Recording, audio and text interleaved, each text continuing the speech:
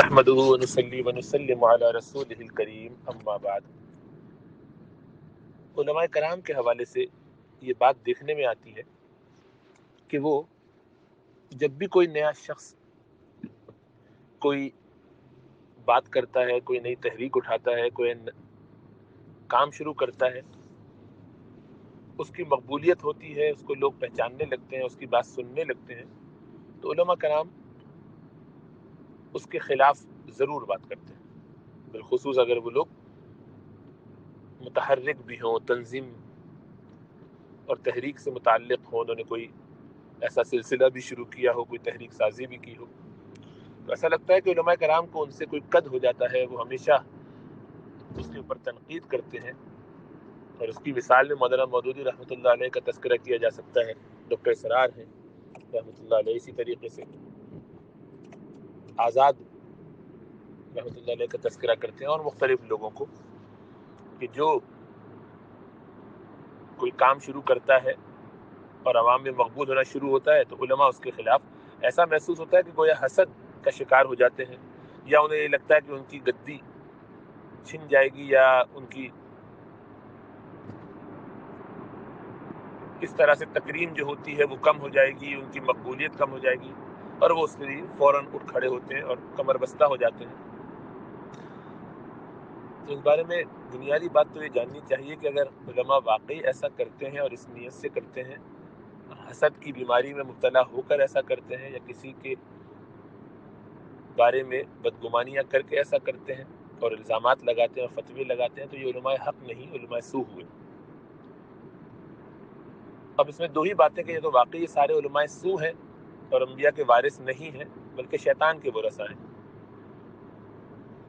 یا یہ صورت ہے کہ نہیں، وہ علماء حق ہی ہیں اور جانتے ہیں کہ انہیں کیا کرنا چاہیے، اپنی جاب ڈسکرپشن سے باخبر ہیں اور اس کے مطابق کام کر رہے ہیں، انبیاء کے ورثاء ہیں تو اپنے ورثے کو جانتے ہیں۔ تو ان دونوں میں سے ایک ہی صورت ہو سکتی ہے، یا تیسری بات یہ ہوگی کہ ان کو غلط فہمی ہوئی ہے یا ہو جاتی ہے۔ تو اگر تو پہلی بات ہے، یعنی علماء اپنے منصب کو بھی نہیں جانتے اور یہ علماء سو ہیں، تو اس صورت میں تو ان کی بات کی کوئی اہمیت بھی نہیں ہے اور ہونی بھی نہیں چاہیے، نہ دنیا میں نہ آخرت میں، نہ عند الناس نہ عند اللہ، اور وہ خود اپنے کیے کا بھگتیں گے قیامت والے دن۔ تو ان سے تو ہمیں کوئی زیادہ سروکار نہیں ہونا چاہیے اور ان سے پریشان بھی نہیں ہونا چاہیے، یہ تو دیوانے کی بڑھ کی طرح ہے، چلتے رہنے دیجیے، کیا فرق پڑتا ہے۔ اور اگر ایسا نہیں ہے بلکہ بہت سارے علماء حق ہیں اور وہ یہ کام کر رہے ہیں اور اس طرح کی بات ان کی طرف سے آ رہی ہے، تو پھر ہمیں غور کرنا چاہیے کہ ہمارے سمجھنے میں کیا غلطی ہے۔ اگر پہلی بات ہے اور علماء سو ہیں تو اس میں ایک بات ذہن میں رہے کہ اگر یہ سارے علماء سو ہی ہیں اور علماء حق اب ناپید ہو چکے ہیں یا کم ہو گئے ہیں کم از کم، تو پھر میری اور آپ کی ذمہ داری عالم حق بننے کی ہے، دینی علوم میں رسوخ حاصل کرنا اور باقاعدہ گہرائی کے ساتھ اس کا مطالعہ کرنا، یعنی اسپیشلائزیشن کرنا، متخصص کے درجے پہ اس میں محنت کر کے اتقان حاصل کر لینا، یہ عام حالات میں تو فرض کفایہ ہے کہ جتنے لوگوں کی ایسے لوگوں کی ضرورت ہے اتنے میسر آ گئے تو باقی سب اس سے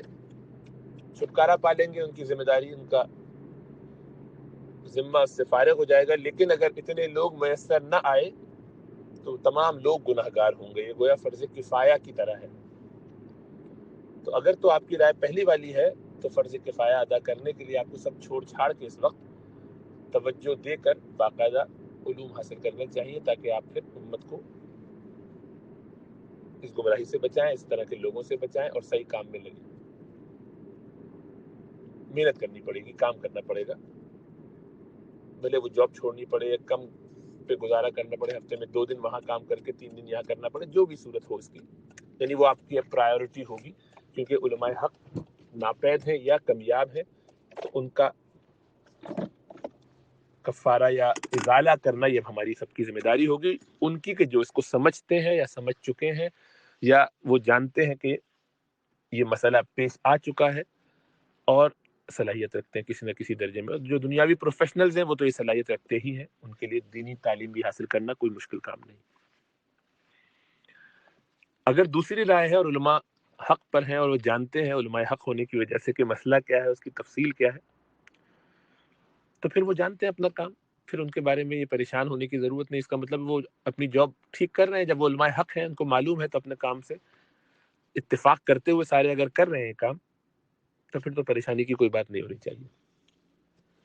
ہاں، ایک تیسری صورت ہو سکتی ہے، اور شاید وہی زیادہ ہو، کہ غلط فہمی ہو، کچھ غلط فہمیاں اس طرف، کچھ غلط فہمیاں اس طرف،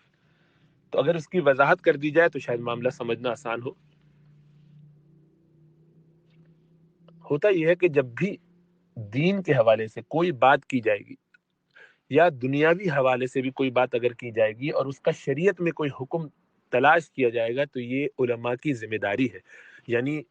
عام فہم انداز میں، الفاظ میں، یہ علماء کی ٹھیکے داری ہے،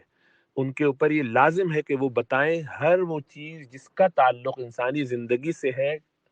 کہ اس میں شریعت کا کیا حکم ہوگا۔ ہر نئی تحریک جو اٹھے، ہر نیا بندہ جو کوئی دین کی بات کرے، اس کے بارے میں اگر علماء سے سوال کیا جائے گا تو علماء کی ذمہ داری ہے کہ وہ اس کا جواب دے۔ سوال نہیں کیا جاتا لیکن وہ شخص اتنا معروف ہو جاتا ہے کہ لوگ اس سے متاثر ہونے لگے، تو علماء کی ذمہ داری ہے کہ وہ چیخ چیخ کے لوگوں کو بتائیں کہ فلاں آدمی غلط ہے یا اس کی بات غلط ہے۔ یہ فتویٰ بازی نہیں ہے، اس کو آپ فتویٰ کہیے یا مسئلہ بتانا کہیے، یہ علماء کی ذمہ داری ہے،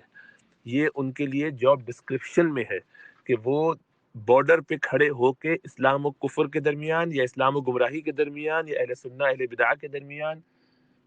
حد فاصل قائم رکھیں اور اس کو مینٹین کریں۔ یہ مجددین کے کام میں سے ایک کام ہے۔ تو ان کا جب یہ کہتے ہیں کہ فلاں شخص گمراہ ہے یا غلط ہے، اس کے عقائد درست نہیں ہے، تو علماء ان کو گمراہ قرار نہیں دیتے، ان کو بناتے نہیں ہیں بلکہ بتاتے ہیں۔ یعنی ان کا کام یہ نہیں ہے کہ کسی کی گمراہی اس کو چھپائیں یا اس کا اظہار نہ کریں، بلکہ ان کی ذمہ داری یہ ہے کہ وہ اس کا اظہار کریں، بتائیں۔ تو علماء لوگوں کو گمراہ بناتے نہیں ہیں، بتاتے ہیں۔ جس میں گمراہی پاتے ہیں اس کا اظہار کرتے ہیں۔ اب وہ ان کے سمجھنے میں نقص ہو سکتا ہے، انسان ہونے کی حیثیت سے بشری کمزوری کی وجہ سے یہ ہو سکتا ہے کہ وہ غلط سمجھے ہوں، لیکن یہ ان کی ذمہ داری ہے کہ وہ دیانت سے جو سمجھتے ہیں اس کا اظہار کریں، بالخصوص اگر ان سے سوال کیا جائے، اور سوال تو نہ کیا گیا لیکن وہ چیز اتنی پھیل گئی کہ اب اس کے بارے میں اپنی رائے رکھنا ضروری ہے۔ عموماً سوال کے جواب میں ہی یہ سب کام ہوتے ہیں۔ اب جو بھی تحریک نہیں اٹھتی ہے، آپ اس پہ غور کیجئے، اس میں یا تو وہ شخص جو کام کر رہا ہے وہ دین کے خاص مزاج سے ہٹ کر ہوتا ہے، 1400 سالہ تاریخ سے ہٹ کر ایک نئی رائے بنائی جا رہی ہوتی ہے۔ مولانا مودودی رحمۃ اللہ علیہ، ان کی ایک فکر ہے اور وہ اس فکر کو اپنے طور پر پیش کرتے ہیں،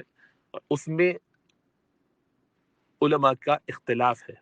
یعنی ٹھیٹ 1400 سالہ دینی تاریخ کو سامنے رکھیے اور آپ کو اس کے مقابلے میں مولانا مودودی رحمۃ اللہ علیہ کی فکر اس سے متصادم نظر آئے گی۔ خود مولانا کہتے ہیں، یعنی مولانا تجدید و احیاء دین کے اندر یا قرآن کی 4 بنیادی اصطلاحات کے اندر یہی تو بات کہتے ہیں۔ انہوں نے تو تنظیم جماعت بنائی ہی اس بنیاد پر، یہ کہہ کر کہ 1400 سالوں میں ابتدائی زمانے کے بعد آہستہ آہستہ 3/4 دین اپنے اصل مفاہیم سے ہٹ گیا، اپنے اصل منہج سے ہٹ گیا، ابتدائی پہلی دوسری صدی کے اندر، اور آج تک کوئی مجدد کامل پیدا نہیں ہوا۔ تو اس سے آپ کو یہ سمجھ میں آ گیا کہ 1400 سالہ کام میں یا تو مولانا کا یہ کام ہے فکری طور پر درست، یا مولانا کے نزدیک، یا ابتدائی 100 سالوں میں، 150 سالوں، 200 سالوں میں جو امت کو سمجھ میں آیا۔ اس کے بعد وہ آہستہ آہستہ اس میں خرابی آتے آتے دین کا 3/4 حصہ ادھر ادھر ہو گیا۔ اب جو دین بچا ہے، ظاہری بات ہے، اس کی اصلاح یا اس میں اصلاحات مولانا فرما رہے ہیں۔ یہ مولانا کی رائے ہے، اس کو وہ بڑے دبنگ طریقے سے بیان کرتے ہیں اور اس میں اپنے دلائل بھی دیتے ہیں۔ اس سے اختلاف ہو یا نہ ہو، اس سے یہ بات تو سمجھ میں آ گئی کہ آپ خود اس کا اظہار کر رہے ہیں کہ آپ اس لائن سے ہٹ کے ایک پیرالل کوئی چیز بتا رہے ہیں جو اصل ہے آپ کے نزدیک، گو الگ ہے۔ تو ظاہری بات ہے، جو بھی آرتھوڈوکسی کی اس لائن سے ہٹے گا اس کی وضاحت کرنا علماء کی ذمہ داری ہے۔ تو اس پر ان کو مطعون نہیں کیا جا سکتا، یا اس پر الزام نہیں لگتا۔ یہی کام ڈاکٹر اسرار نے جب کام کیا، ڈاکٹر اسرار احمد رحمۃ اللہ علیہ کا کام جو ہے، اس میں بنیادی مسئلہ جو ہے وہ یہی ہے کہ وہ محض ایک قرآن کے طالب علم اور تاریخ وغیرہ کے طالب علم ہونے کی حیثیت سے اس چیز کو لے کر چلے، اور پھر انہوں نے جو اپنی تنظیم بنائی اور اس کا ایک مقصد رکھا اور اس کو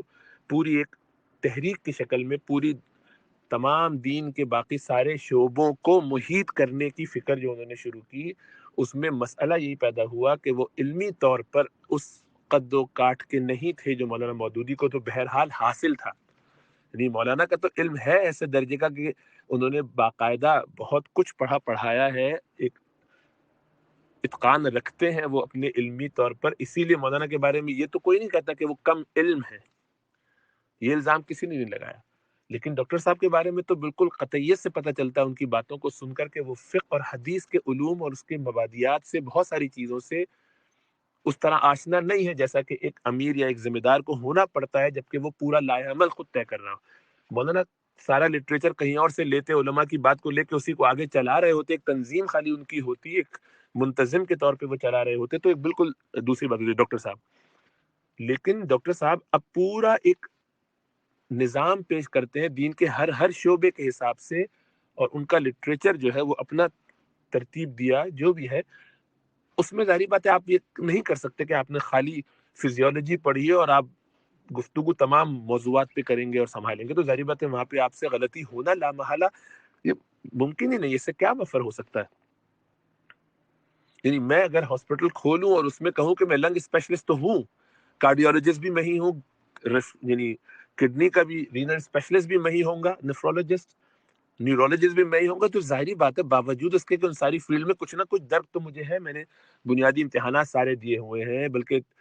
3 سال نیورولوجی میں کام بھی کیا ہے. پہلے نیورولوجی ہی کا ارادہ تھا، امریکہ میں بھی اسی کی ریزیڈنسی ملی تھی، تو لیکن اس کے بعد جناب یہاں بھی کیا کام، پاکستان میں بھی کیا. اس کا یہ مطلب نہیں کہ 3 سال نیورولوجی میں کرنے کے بعد اب میں اس کو تقریباً 2005 جنوری سے چھوڑ چکا ہوں. تو یہ نہیں ہو سکتا کہ میں کہوں کہ چونکہ میں نے اس میں کچھ کام کیا ہوا اور پڑھا ہوا بھی، اس کو اس کے ایگزام بھی دیے ہوئے ہیں، تو مجھے اب بھی جو ہے وہ اس میں اسپیشلائزیشن کا مقام حاصل ہونا چاہیے. نہیں ہو سکتا ہے، اس کی میری کریڈیبلٹی نہیں ہوگی. تو ڈاکٹر صاحب کا یہ مسئلہ ہے کہ وہ ان فیلڈز میں علمی طور پر بہت اتقان نہیں رکھتے ہیں، تو اس لیے ان پر وہاں انگلیاں اٹھائی جاتی ہیں. اس کی کمزوری جب وہ بیان کرتے تو پتہ چل جاتی کہ یہاں پہ کمزوری ہے. تو جب کوئی شخص دین کی کوئی بات کرے، ٹھیک طریقے سے نہ کرے، بلکہ اس میں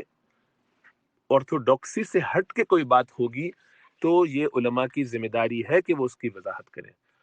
میں آپ کو بالکل اس بارے میں یقین دلاتا ہوں کہ خدا کی قسم ان میں سے کسی کے بھی دل میں نہ حسد ہوتا ہے نہ بغض ہوتا ہے. اچھا جب یہ کام شروع کرتے ہیں، اس وقت چونکہ 2 صورتیں ہوتی ہیں، یا تو ڈاکٹر اسرار اور ڈاکٹر مولانا مودودی رحمۃ اللہ علیہ کی طرح ان لوگوں کو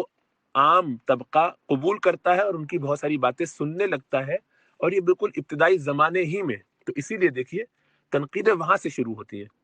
اپنے اقران پر. یعنی اس گروپ میں جو لوگ ہیں ان میں سے کوئی اگر آج علمی کوئی کام کرے گا تو ہم سب اس پر کھل کے تنقید کریں گے اگر اس میں کوئی ایسی بات ہوگی، بغیر کسی یعنی شرمندگی کے، یا کہنا چاہیے کہ بغیر کسی خیال کے، کیونکہ ہم اقران ہیں. اقران میں ایسے ہی چلتا ہے معاملہ. یہ تو مولانا مودودی کا مقام ان کے بہت سارے کاموں کے بعد میں آ جانے کے بعد تو کھلا. اسی لیے اکثر لوگ جنہوں نے تنقیدی کام کیا ہے مولانا کے کام پر، یا یہ کہہ لیے کہ جنہوں نے ان پر یہ الزام بھی لگائے ہیں کہ نیت پہ بھی بظاہر شک نظر آتا ہے، اور ان کے عقائد کو بھی کوشچن کیا، یا ان کے گمراہی کا بھی فتویٰ لگایا، اور خمینی مودودی بھائی بھائی کر کے بھی کہا، تو یہ ساری چیزیں جو بھی ہیں یہ ان کے اقران کا کام ہے یا ان سے سینئر لوگوں نے کیا ہے. بعد والوں نے اس لب و لہجے میں مولانا کے بارے میں کوئی کتاب لکھی ہو جو ان کے معاصر نہ ہو یا ان کے قریب کے لوگ نہ ہو، ایسا نہیں ہوگا. ایسا آپ کو بہت کم ملے گا. ایسا تقریباً ناپید ہوں میرے علم کی حد تک بعد والے علماء کا یہ کام نہیں ہے. ہاں اپنی ذات کے حوالے سے ادھر ادھر شور شرابہ کرتے رہے، لیکن کتابی طور پر، علمی تنقید کرنے والے لوگ تلک امت قد خلت، جیسے مولانا گزر گئے وہ بھی امت گزر گئی جنہوں نے یہ کام کرنا تھا، اور ان کی یہ مجبوری ذمہ داری تھی کہ وہ یہ کام کریں، اور وہ یہ کام کر کے گئے بالکل دیانت داری کے ساتھ. اور وہ اس وقت مولانا کے باقی چیزیں کھل کے نہیں آئی تھی، اس لیے مولانا کو کوئی اتنا اس طرح سے نہیں جانتا تھا، جتنا جانتے تھے اس حد تک کسی کتاب پر تنقید ہوئی۔ پھر وقت گزرا، بہت زیادہ وقت گزرا، ان کی تحریک کے اور خد و خال واضح ہوئے، تنظیم بنی، تحریک بنی، آگے نظام چلایا انہوں نے، جو بھی وہ محنت کر سکتے تھے اگلے 50-60 سالوں میں، اس کے اثرات پوری دنیا میں جو ہوئے، اس کے مثبت منفی ہر طرح کی جو اینگل سے دیکھے گئے، تو اسی لیے بعض لوگوں کا لب و لہجہ بھی مختلف ہے، ان کی تحریریں بھی مختلف ہے، انہوں نے پھر وہ الزامات بھی نہیں لگائے۔ اب مفتی تقی عثمانی صاحب کی کتابیں دیکھ لیں، اور جو لوگوں کی ہے ان کا جو نقد ہے، جو ان کے بعد والوں کا، حالانکہ یہ بھی مولانا کے قریب کے آخر کے زمانے کے میں سے تو کہا جا سکتا ہے کہ یہ بہت جونیئر ہیں، لیکن اتنے جونیئر نہیں ہے، کچھ نہ کچھ وقت ساتھ گزارا بھی ہے، لیکن اب جو لوگ لکھ رہے ہوں گے ان میں آپ کو وہ شدت نظر نہیں آئے گی، الا یہ کہ وہ آدمی کسی نہ کسی درجے میں تعصب کا شکار ہو یا پچھلی باتوں کا چربہ آگے بیان کر دے، وہ ایک الگ بات ہے، وہ بیان تقریر اس میں الگ بات ہے، کوئی سیاسی طور پر کرے یا کوئی اور، لیکن علمی طور پر آپ کو لوگ کم ملیں گے یا نہیں ملیں گے کہ جو اہل علم ہوں، سمجھدار ہوں اور وہ ایسی تنقید کریں، اس لیے کہ یہی طریقہ ہے۔ اقران کے ساتھ معاملہ دوسرا کیا جاتا ہے، اکابرین کے ساتھ معاملہ دوسرا کیا جاتا ہے، تو اصاغرین اپنے اکابرین کے ساتھ رویہ دوسرا رکھتے ہیں، کیونکہ ان کے سامنے ایک تو ان کا علم پورے طریقے سے آ چکا ہوتا ہے، نمبر دو یہ کہ ساری باتیں کھل کے جب سامنے آ گئی تو ان کا مثبت کام بھی بہت زیادہ سامنے آتا ہے، اس کے اثرات بھی، اور وہ جو وساوس ہوتے ہیں، وہ جو فتنوں کا ڈر ہوتا ہے کہ کہیں یہ آدمی کوئی دینی کام میں خلا پیدا کرنے اور گڑبڑ پیدا کرنے کے لیے تو کام نہیں کر رہا، اس کی نیت کیا ہے سمجھ میں نہیں آ رہی ہے، لیکن اس کی باتیں تو ایسی ہیں کہ جس سے گمراہی پھیلنے کا خطرہ اندیشہ ہے، تو سدن للباب بھی بہت ساری باتیں ایسی کہہ دی جاتی ہیں تاکہ آئندہ آنے والے لوگوں کو روکا جائے، اور میں یہ سمجھتا ہوں کہ ان کے اس کام کے مثبت اثرات ہوں یا منفی اثرات ہوں، چونکہ اخلاص سے کیے گئے ہیں، ہر وہ کام جو اخلاص سے کیا جاتا ہے بالآخر اس کے فوائد ہوتے ہیں، تو مولانا مودودی کا کام چونکہ اخلاص پر مبنی تھا، گو اس میں بہت ساری غلطیاں اور اس سے اختلاف ہے، اہل علم نے کیا بھی اور ہمیں بھی اختلاف ہے طالب علم ہونے کی حیثیت سے اور مولانا کے مداحین میں ہونے کی حیثیت سے، لیکن اس کے باوجود چونکہ اخلاص کا سے کام تھا، اس لیے وہ ایسا نہیں ہوا کہ جڑ سے اکھاڑ دیا جاتا، وہ چلتا رہا، اور الحمدللہ ایسا نہیں ہوا کہ لوگوں نے جماعت اسلامی یا مولانا مودودی کے اوپر تنقید یا ان سے دوری اس بنیاد پر اختیار کی ہو کہ علماء ان کے مخالفین ہیں، نہیں، ان کی ان باتوں سے بہت سے لوگوں نے اس زمانے میں ضرور کیا، لیکن اب کے زمانے میں لوگ پڑھتے ہیں، سنتے ہیں، خود ہمارے مدارس کے فارغ حضرات جو ہیں باقاعدہ ان کو کوٹ کرتے ہیں، خود مفتی تقی اسماعیل صاحب نے اپنی کتابوں میں مولانا مودودی کی کتابوں کا ریفرنس بھی دیا ہے، ضبط ولادت کے حوالے سے جو ان کی کتاب ہے اس میں مولانا مودودی کی کتاب کا ریفرنس ہے، تو بہت سی کتابوں کے ریفرنسز ملتے ہیں، آج اسی فورم پہ لوگ ایسے موجود ہیں کہ جو علماء ہیں باقاعدہ مدارس سے فارغ ہیں اور مولانا کا دفاع کرتے ہیں، تو یہ دیکھیے یہ اس میں چونکہ خیر ہوتا ہے، اخلاص ہوتا ہے، تو وہ کام آگے پھیلتا ہے، رکتا نہیں ہے۔ نمبر دو یہ الگ بات ہے کہ اس کے باوجود جماعت کی پالیسیز اور اس کے نتیجے میں جو ہے وہ ایک الگ بات ہے، اس کا تو وہ سیاسی پس منظر ہے، اس میں کیا وجوہات ہیں کیوں اس طرح کامیابی نہیں ہو رہی، وہ کوئی بھی دینی جماعتیں آج کل کامیاب نہیں ہو رہی، اللہ بس اپنا فضل فرمائے، اس میں ہماری طریقے کی بھی غلطی ہوگی، لوگوں کے انداز کی بھی غلطی ہوگی، جو بھی ہے وہ الگ بات ہے۔ اسی طریقے سے جو لوگ اخلاص سے تنقید کر گئے ہیں ان کا بھی کام اللہ نے روکا نہیں، چلتا رہنے دیا، اس میں کیسے کیسے لوگ ہیں، ان کی خدمات ہیں وہ دین میں چلتی رہے، وہ اپنا کام کر کے بھول گئے، یہ بھی نہیں ہوا کہ اس کے بعد اس پر انہوں نے ایک جو ہے وہ قسط وار صدیاں لگا دی اور سالوں لگا دیے کہ وہی تنقید چلی جا رہی ہے، وہ کی کر کے ختم ہو گئی، لکھ دی، بڑھ گئے آگے، اپنے کاموں میں لگ گئے، اس کے آگے کوئی زیادہ بات چیت نہیں، یہ سمجھتے ہوئے کہ ہماری ذمہ داری ہے کہ ہمارا حلقہ اثر ہے، لوگ آ کے پوچھتے ہیں، اب کوئی آدمی مجھ سے پوچھے گا کہ جناب آپ کی کیا رائے ہے، دیانت داری سے بتائیے غامدی صاحب کے بارے میں یا فلاں کے بارے میں، تو میری مجبوری ہے کہ میں اس آدمی کو دو میں سے ایک ہی بات کہوں کہ میں ان سے اتفاق کرتا ہوں، آپ بالکل فکر نہ کیجیے، یا کھل کے وہ باتیں بتاؤں جو میں سمجھتا ہوں ان کے بارے میں، تو ایک تو یہ کہ میں کتمان کروں اور نہ بتاؤں وہ آدمی گمراہ ہو جائے، مجھے نہیں معلوم کہ کل کیا حالات ہوں گے، ابھی وہ ان کا انسٹیٹیوٹ بنا ہے انڈیا میں، امریکہ میں ریسنٹلی، اس کے کیا کیا اثرات ہوں گے، ہو سکتا ہے کہ آج سے، اچھا چونکہ آج کل یہ کام زیادہ آسانی سے میڈیا سے بہت ساری باتیں پتہ چل جاتی ہیں، تو اب یہ میڈیا پاپولر اسکالرز جو ہوتے ہیں ان کے بارے میں بھی رائے رکھنا، آپ دیکھتے ہیں کہ بہت سارے لوگ احتیاط کرتے ہیں، اس کے باوجود وہ پھنس جاتے ہیں، صبح شام یہی سوال ان سے کیا جاتا ہے کہ بھائی آپ ان کے بارے میں، ہم انہیں سنیں کہ نہ سنیں، وہ کیا کہ، تو ایک مشکل میں وہ پھنس جاتے ہیں کہ کس طریقے سے وہ فیصلہ کریں، تو جو کرتے ہیں تو بعض اس میں فوراً بغیر زیادہ دیکھے ہوئے کہہ دیتے ہیں کہ ٹھیک ہے چھٹی، وہ بچو ان سے. بعض جان چھڑانے کے لیے کہتے ہیں کہ یار وقتی طور پہ تو بچو، بعد میں دیکھیں گے کیا ہوتا ہے، حالات کھلیں گے، خود ابھی سارا ان کا مطالعہ نہیں کیا ہے. تو بعض جلد بازی میں یہ سب باتیں کہہ دیتے ہیں. بعض یہ سوچ کے کہ دوسروں نے تنقید کر دی اسی پہ گزارا کر کے آگے ہم بھی یہ کہتے ہیں بھائی وہ منع کیا بس چھوڑو، ہمارے پاس اب ٹائم کہاں ہے ان کو پڑھنے دیکھنے سننے کا، ابھی موقع نہیں ہے. لیکن یہ کرتے سارے لوگ دیانت کے ساتھ ہیں، اپنی ذمہ داری سمجھتے ہوئے کرتے ہیں. اس لیے ہر وہ کام جو دیانت داری کے ساتھ کیا جائے، دین کے تقاضوں کو پورا کرتے ہوئے، یعنی اس میں شریعت کی کوئی حدود کو پامال نہ کیا جائے، اس کا امکان ہو کہ اس بات کو غلط سمجھا جا سکتا ہو اور وہ شریعت کے خلاف نظر آ رہی ہو بظاہر، گو اس کی کوئی تعویل بھی ممکن ہو، اور وہ تعویل کچھ واقعات کی وجہ سے اور بار بار کی کچھ اور تاثرات کی وجہ سے یا لوگوں کی رائے کی وجہ سے آدمی نہ کرے، وہ گنجائش نہ دے ان کو جو دے سکتا تھا، لیکن نہ دینے میں بھی گنجائش تھی. تو دونوں طرف کی بات موجود تھی اور اس نے احتیاطاً اس پر عمل کر کے سدن للباب کوئی بات کہہ رہی تو گو اخلاص سے کہی، لیکن وہ بات نہیں کہنی چاہیے تھی یا اس میں کچھ غلطی تھی، تب بھی انشاءاللہ اس کا نقصان نہیں ہوتا لانگ ٹرم میں، یا اللہ سبحانہ وتعالیٰ اس کے لیے راستے پیو کر دیتے ہیں بہتری کے، ادھر بھی معاملہ بہتر ہو جاتا ہے، ادھر بھی بہتر ہو جاتا ہے. اسی لیے ان باتوں کو پہ بہت زیادہ پریشان نہیں ہونا چاہیے. یہ نہیں سمجھنا چاہیے کہ یہ ایسا حق و باطل کا معاملہ ہو گیا کہ اب اس میں کبھی بھی دوبارہ یعنی گویا طلاق مغلظہ ہی ہو گئی، ایسا نہیں ہوتا، بلکہ یہ رجعی ہوتی ہے، زیادہ سے زیادہ بائن ہوتی ہے، اور اس میں ہمیشہ راستے کھلے رہتے ہیں. حلالے کی ضرورت الحمدللہ نہیں پڑتی. اللہ سبحانہ و تعالیٰ خیر کے راستے کھلے رکھے، ہمیں یہ سمجھنے کی توفیق دے کہ بھائی جو آدمی بھی کوئی کام کر رہا ہے اگر وہ اخلاص سے کام کر رہا ہے تو اس میں ضرور ضرور کوئی نہ کوئی خیر اللہ رکھتے ہیں. اور اللہ ہی چونکہ ہر کام کے پھیلانے والے، چلانے والے اور اس کو آگے بڑھانے والے ہیں، اور جس کو روکنا اس کو روکنے والے بھی ہیں. تو ہمیں زیادہ پریشان نہیں ہونا چاہیے، ہمیں کام بس